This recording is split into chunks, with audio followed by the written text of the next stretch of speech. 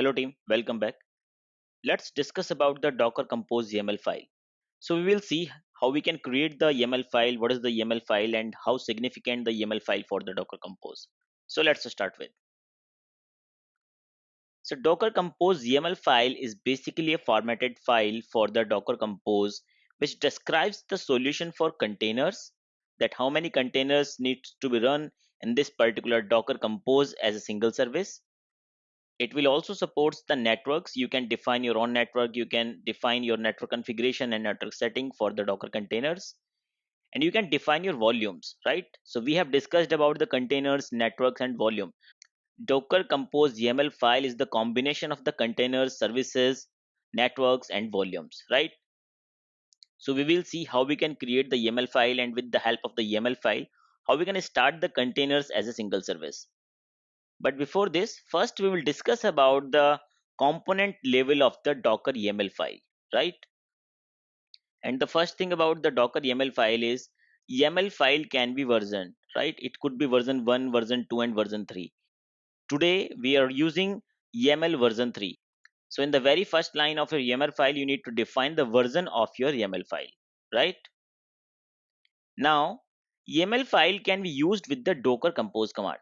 If you want to execute your Docker Compose YAML file, then you must need to use the Docker Compose command. And default name of the YAML file in the Docker Compose is Docker Compose YAML, right?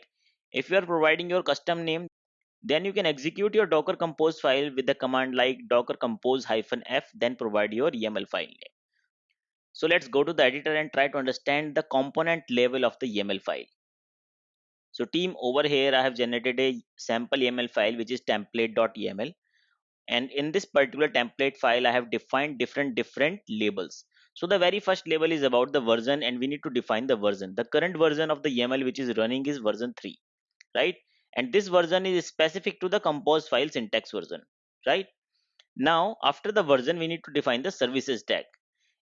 Inside this services tag, we need to define the different services, and these are the services which are basically the containers in the production, right? The container name which you want to execute, right? For that container, if you want to specify a particular image, then you can define the image. If you want to execute a particular command inside that particular container, then you can define the command over here. And this command which will specify over here, this could be the shell or anything, and this command basically will replace the command cmd which is present inside the docker file of that container. After then, if you want to define the environment variables for your container, then you can define with the help of the environment tag, and you can define the volumes for your container with the help of the volume tags as well, right?